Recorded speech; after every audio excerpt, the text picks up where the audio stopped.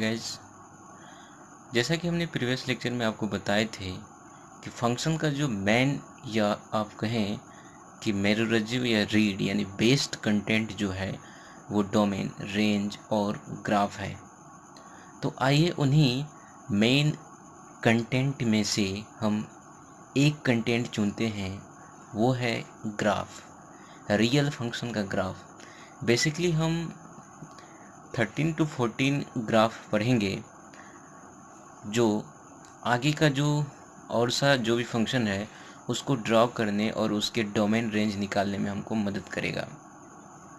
तो without time wasting किए हुए चलिए हम शुरू करते हैं आज का लेक्चर।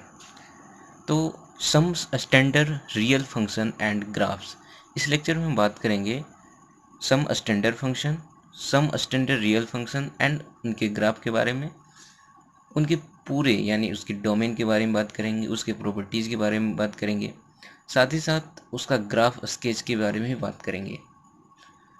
तो सबसे पहले हम लिए हैं कांस्टेंट फंक्शन। जैसा कि नाम से ही पता चलता होगा कि constant that is F X is equal to K, इस तरह का फॉर्म जब रहे तो हमको उसको कांस्टेंट फंक्शन कहते हैं, where X belongs R and K is what, K is constant and K is constant. Constant का मतलब जो x का वैल्यू चेंज करने के बाद भी फंक्शन का वैल्यू चेंज नहीं होता है, मतलब कांस्टेंट रहता है। जैसे हमने इसको ग्राफ पे दिखाया है, F X is equal to K, आपको हमेशा एफ एक्स को y as a Y consider करना चाहिए। एफ एक्स को हमेशा एज ए वाई कांस्टेंट यानी y हमेशा कंसीडर करना चाहिए। जैसे जैसे हम x का वैल्यू इंक्रीज कर रहे हैं लेकिन y यानी एफ एक्स का वैल्यू कांस्टेंट ही रह रहा है, दैट इज के रह रहा है। मतलब इनपुट जैसे जैसे हम चेंज कर रहे हैं लेकिन आउटपुट हमेशा क्या आ रहा है, सेम आ रहा है, दैट मीन्स के आ रहा है। इसीलिए इसको हम बोलते हैं कांस्टेंट फंक्शन। तो इसका डोमेन क्या हो जाएगा, डोमेन तो वो सारा रियल नंबर होगा, मतलब x का सारा वैल्यूज होगा, तो डोमेन क्या हो जाएगा, r हो जाएगा। एंड रेंज क्या होगा, रेंज चूंकि क्या होता है फंक्शन का वैल्यू, तो फंक्शन का वैल्यू क्या आ रहा है, के ही आ रहा है, मतलब x का जो भी वैल्यू देंगे उस पर क्या आ रहा है, के। तो रेंज हम क्या कह सकते हैं, के। तो रेंज क्या हो गया, के। और ग्राफ इसका इस तरह से होता है। आइए नेक्स्ट रियल फंक्शन के बारे में बात करते हैं। तो नेक्स्ट जो फंक्शन है वो आइडेंटिटी फंक्शन है। ये भी नेम से ही क्लियर लग रहा है कि आइडेंटिटी दैट मीन्स जो है, मतलब इनपुट जैसा होगा वैसा ही आउटपुट होगा, that is F X is equal to X. यू कहें कि आई एक्स, यदि इसको स्पेशलाइज कर दे, आइडेंटिटी को आई करें, that is I X is equal to X where X belongs R. इस तरह का जो फंक्शन रहे तो उसको हम आइडेंटिटी फंक्शन वैल्यू कहेंगे, आइडेंटिटी फंक्शन बोलेंगे। मतलब x का जो भी वैल्यू देंगे इनपुट के रूप में वही हमको आउटपुट आएगा। मान लो हमें 1 दिए हैं तो आउटपुट भी हमको 1 ही आ रहा है, मतलब जो भी दे रहे हैं सेम वैल्यू दे रहा है, मतलब अपने आइडेंटिटी को ये फंक्शन खो नहीं रहा है, मतलब जैसा है इनपुट वैसा ही आउटपुट आ रहा है। तो इस तरह के फंक्शन को हम बोलते हैं आइडेंटिटी फंक्शन। तो इसका जो ग्राफ होता है ये पासिंग थ्रू ओरिजिन, और इसका इस तरह से ग्राफ होता है। तो डोमेन क्या हो जाएगा, डोमेन तो वो सारा x होगा, मतलब सारा रियल होगा, मतलब r होगा। एंड रेंज क्या होगा, रेंज भी तो वही होगा, मतलब जो भी x देते हैं तो सेम ही वैल्यू आ रहा है, मतलब डोमेन जो होगा वही क्या होगा, रेंज भी वही होगा। तो इस तरह से हमने आइडेंटिटी फंक्शन के बारे में बात कर लिए। आइए नेक्स्ट फंक्शन के बारे में बात करते हैं। जो आगे का जो फंक्शन है वो है मॉडुलस फंक्शन, या इसको हम एब्सोल्यूट वैल्यू फंक्शन भी कहते हैं। तो इस तरह के फंक्शन को, ये क्या होता है, F X is equal to mod of X जब रहें तो हम उसको कहते हैं मॉडुलस फंक्शन। ये क्या क्या हो सकता है, क्योंकि जब मॉड लगा देते हैं तो हमेशा वो पॉजिटिव वैल्यू देता है, इसलिए इसे एब्सोल्यूट वैल्यू फंक्शन भी बोलते हैं।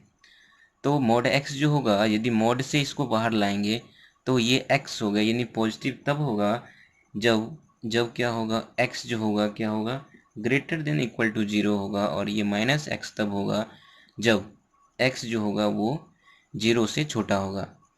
तो इस तरह के फंक्शन को बोलते हैं मॉडुलस फंक्शन, या इसको एब्सोल्यूट वैल्यू फंक्शन इसलिए बोलते हैं क्योंकि हमेशा ये पॉजिटिव पॉजिटिव क्या देता है, पॉजिटिव वैल्यू देता है। और इसका जो ग्राफ होता है ये इस तरह से होता है, ये जो है ये सिमिलर है, ये जो पार्ट है सिमिलर है क्या, ये आइडेंटिटी फंक्शन की सिमिलर है। ये जो ग्राफ है ये जो 0 से पास कर रहा है, मतलब y is equal to X. हमने बताया तो आपको कि एफ एक्स को आप y के रूप में ट्रीट कर सकते हैं हमेशा। तो ये जो है F X is equal to X कहें या कहें y is equal to X का ये ग्राफ है, यानी आइडेंटिटी का ग्राफ है। और ये इधर का जो पार्ट है वो y is equal to minus X का ग्राफ है। मतलब इसका सेम, जितना इधर एंगल बन रहा है उतना ही x माइनस एक्स से इधर भी एंगल बन रहा है। मतलब सेम जैसा इधर है वैसा ही इस टाइप इधर भी है। तो ये y का क्या है, y का मिरर इमेज है, या कहें कि y के मतलब इसका जो है वो सिमिलर इधर भी बन रहा है। मतलब कुछ यहाँ पे मतलब डिफरेंस ग्राफ स्केच करने में हो गया है, लेकिन जैसा इधर है वैसा ही इधर भी है। तो ये है मॉडुलस फंक्शन का ग्राफ। तो इसका डोमेन क्या होगा और इसका रेंज क्या होगा उसके बारे में हम बात करेंगे। तो डोमेन क्या होगा, डोमेन तो वो सारा x होगा, x तो कोई भी दे सकते हैं, तो डोमेन क्या होगा, सारा रियल नंबर होगा। और रेंज क्या होगा, चूंकि x एक्सिस के ऊपर है तो मतलब x का कोई भी वैल्यू देंगे तो ये हमेशा क्या देगा, आप चाहे निगेटिव x दे या पॉजिटिव x दे, ये हमेशा पॉजिटिव वैल्यू ही देगा। दैट मीन्स हमेशा ये क्या देगा, ये आर प्लस का मतलब हमेशा ये पॉजिटिव रियल नंबर ही देगा हमको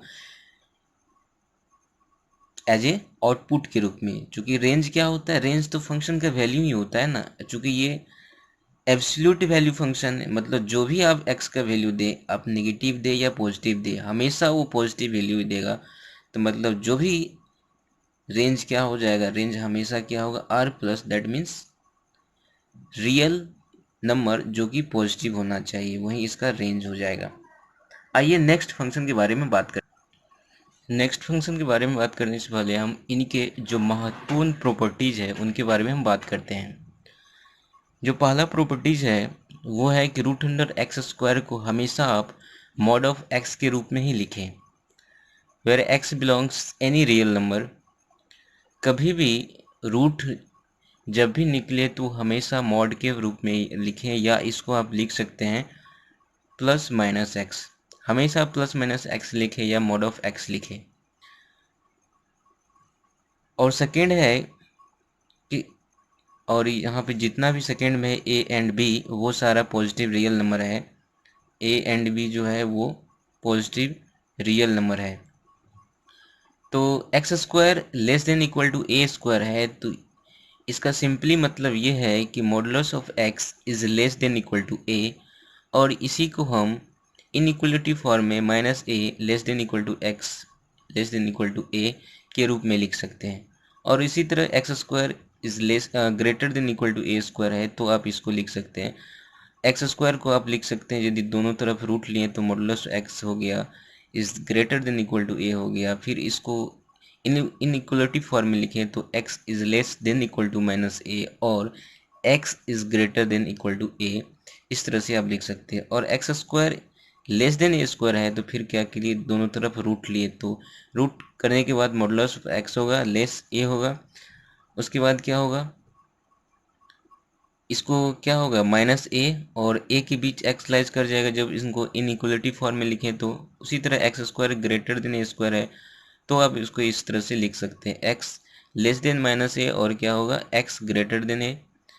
और यदि इस तरह से रहे इनइक्वलिटी के रूप में a square less than equal to x square less than equal to b square रहे, तब क्या होगा, हम क्या करते हैं रूट लेते हैं। तो रूट लेने के बाद क्या होगा, क्योंकि ए और बी तो पॉजिटिव है तो उसको तो कोई फ़र्क ही नहीं है कि आप उसको मॉडुल ले या ना ले, तो ए हो जाएगा। उसके बाद less than equal to modulus of x और less than equal to b. तो और इसको यदि आप इस फॉर्म में लिखें तो आप इसको लिख सकते हैं, क्या लिख सकते हैं, एक्स बिलोंग्स माइनस बी और माइनस है यूनियन ए बी। चूँकि मॉडुलस जब हटाएंगे एक्स को तो ये क्या क्या हो सकता है, प्लस माइनस एक्स हो सकता है। तो एक्स जो होगा सिंपली इस तरह से हो जाएगा। या थोड़ा आपको यहाँ पे दिक्कत होगा जब हम साइन स्कीम बताएंगे, तो ये जो है इसको इस तरह से लिखने का तरीका आपको बिल्कुल क्लियर हो जाएगा। वो हम बताएंगे जब हम method of find the domain and range की बात जब करेंगे, तो ये सारी चीज़ हम बताएंगे। यहाँ सिंपली आपको ये चीज़ ध्यान में रखना चाहिए कि आप अब इसको कैसे लिख सकते हैं।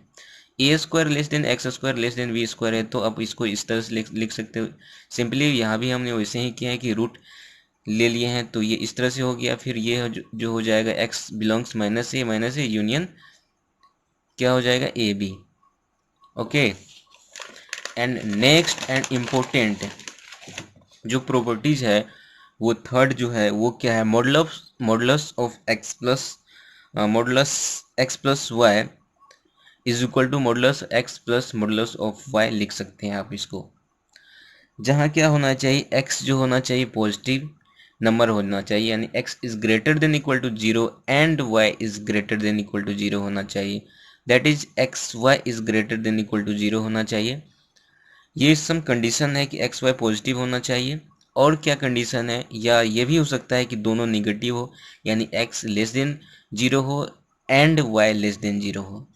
And second is X minus Y का मॉडुलस जो होगा वो क्या होगा, modulus of x minus modulus of Y होगा। और ये तभी होगा जब एक्स और वाई क्या होगा, पॉजिटिव होगा। That means x greater than equal to 0 या y greater than equal to 0। और ये सिंपली हम कह सकते हैं कि modulus of x is greater than और equal to modulus of y, तभी जाके ये पॉसिबल होगा। और क्या हो सकता है, या तो एक्स नेगेटिव हो, X less than equal to 0 हो, Y less than equal to 0 हो, and modulus of X greater than equal to modulus of Y. मतलब मॉडुलस ऑफ एक्स जो होगा हमेशा क्या होगा, मॉडुलस ऑफ वाई से बराबर या बड़ा होगा, तभी जाके हम इसको लिख सकते हैं मॉडुलस एक्स माइनस वाई का modulus is equal to mod of x minus mod of Y. Okay, and third is X plus minus Y का जो मॉड होगा वो लेस देन इक्वल टू क्या होगा, modulus of x plus modulus of Y. तो ये कैसे हुआ, तो ये इन्हीं चीज़ों को देख के यहाँ पे लिखे हैं। एक्स प्लस वाई तो क्या होता है, एक्स प्लस वाई का जो मॉड होता है तो वो mod of x plus mod of Y तो होता ही है। लेकिन मॉड जो होता है एक्स माइनस वाई का जो मॉड होता है वो क्या होता है, mod of x minus mod of Y होता है, जो कि क्या होगा, हमेशा mod X plus mod Y से छोटा ही होगा, इसलिए लेस देन इक्वल टू यहाँ पे लिखे हैं। और यदि एक्स प्लस माइनस वाई का यदि मॉड लेंगे तो ये हमेशा ग्रेटर देन इक्वल टू क्या होगा, mod of x minus mod of Y का मॉड से हमेशा ये बड़ा या बराबर हो सकता है। बड़ा तो हमेशा होगा, चूंकि एक्स प्लस वाई जब लेंगे, एक्स प्लस वाई का जो मॉड लेंगे तो हमेशा क्या होगा, इसे तो बड़ा ही होगा ना। चूंकि दो चीज़ का डिफरेंस है तो हमेशा एडिशन वाला ग्रेटिंग मतलब हमेशा ग्रेटर ही होगा। और इक्वल कब होगा, जब एक्स माइनस वाई का जब मॉड लेंगे तब जाके ये इक्वल होगा। ये जो है थर्ड सेकंड जो है, तो तब ये हो जाएगा, तब उस केस में जब x माइनस वाई का जो जब मॉड लेंगे तब उस केस में इक्वल होगा। और ये जो सबसे इम्पोर्टेंट, इन जो भी यहाँ पे लिखे हैं इन सारे को जब एक ही एक्सप्रेशन में जब हम व्यक्त कर देंगे तो इस तरह से ये हो जाएगा। तो क्या होगा, mod of x minus mod of y is less than equal to x plus minus Y का mod is less than equal to modulus of x plus modulus of y. ये सबसे इम्पोर्टेंट चीज़ है, जो भी यहाँ पे हमने सीखे हैं सबसे इम्पोर्टेंट चीज़। इन सारी चीज़ों को याद रखने की बजाय आप यदि एक चीज़ को याद रखते हैं तो आपको आसानी से सवाल को सॉल्व करने में मदद मिलेगा। ओके, आइए नेक्स्ट फंक्शन के बारे में बात करते हैं। आगे जो हम बात करेंगे वो बात करेंगे ग्रेटेस्ट इंटीजर फंक्शन के बारे में। इसको हम स्टेप फंक्शन या फ्लोर फंक्शन भी कहते हैं। जब function real to real defined हो और F X is equal to, ये जो सिंबल है वो ग्रेटेस्ट इंटीजर फंक्शन का सिंबल है। तो F X is equal to such type of function को ग्रेटेस्ट इंटीजर फंक्शन कहते हैं। ये जो डिनोट करता है, ये डिनोट करता है ग्रेटेस्ट इंटीजर को, ग्रेटेस्ट इंटीजर लेस देन और इक्वल टू x। ये जो डिनोट करता है ग्रेटेस्ट इंटीजर फंक्शन, ये डिनोट करता है लेस देन, ग्रेटेस्ट इंटीजर होना चाहिए लेस देन और इक्वल टू x। इसका क्या मतलब है, आइए इनको एग्जाम्पल के थ्रू समझने का कोशिश करते हैं।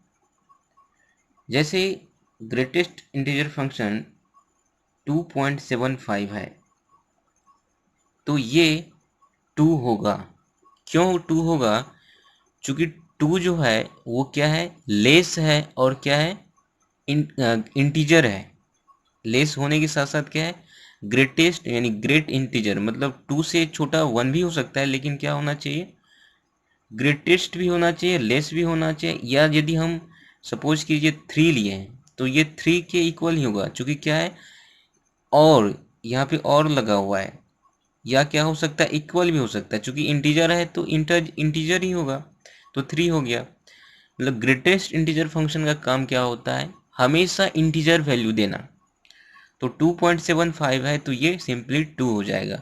3 चूंकि इंटीजर है ही, तो ये हमें क्या होगा, 3 यानी इक्वल हो गया इंटीजर का। तो इसका क्या मतलब, ग्रेटेस्ट इंटीजर लेस देन और इक्वल टू x। उसी तरह अगला जो एग्जांपल है, मान लीजिए 0.74 लिए हैं, तो क्या होगा ग्रेटेस्ट इंटीजर इसका, तो 0 हो जाएगा ना। क्योंकि ये क्या, हमेशा ये क्या देगा, इंटीजर वैल्यू देगा। इंटीजर वैल्यू कैसा देगा, या तो लेस देन, लेस हो सकता है, या क्या हो सकता है, इक्वल हो सकता है। क्योंकि 0.74 तो ये एक इंटीजर नहीं है, तो इसको इंटीजर तभी दे सकता है जब ये 0 हो। ओके, और 0 चूंकि क्या है, ग्रेटेस्ट भी है। -1 भी हो सकता था, लेकिन क्या, -1 0 से बड़ा नहीं ना है, 0 से छोटा है, इसलिए क्या होगा, ग्रेटेस्ट होगा और लेस होगा, तो ये 0 होगा। ओके, आई होप यू आपने ग्रेटेस्ट इंटीजर का मतलब समझ लिए। आइए उनके ग्राफ पे एक नज़र डालते हैं। चूंकि इसको स्टेप फंक्शन भी कहते हैं, तो इसका जो ग्राफ होगा इस तरह से होगा। देख रहे हैं ग्राफ किस तरह से हो रहा है, मतलब 0 से 1 है। इसका क्या मतलब है, 0 से 1 में कोई भी वैल्यू होगा तो उसका जो ग्रेटेस्ट हो जाएगा वो 0 हो जाएगा। और 1 और 2 के बीच में कोई भी यदि वैल्यू हो तो उसका यदि हम ग्रेटेस्ट लेंगे तो वो 1 हो जाएगा। उसी तरह 2 और 3 के बीच में कोई भी यदि रियल नंबर हो तो उसका जब हम ग्रेटेस्ट इंटीजर लेंगे तो वो क्या हो जाएगा, 2 हो जाएगा।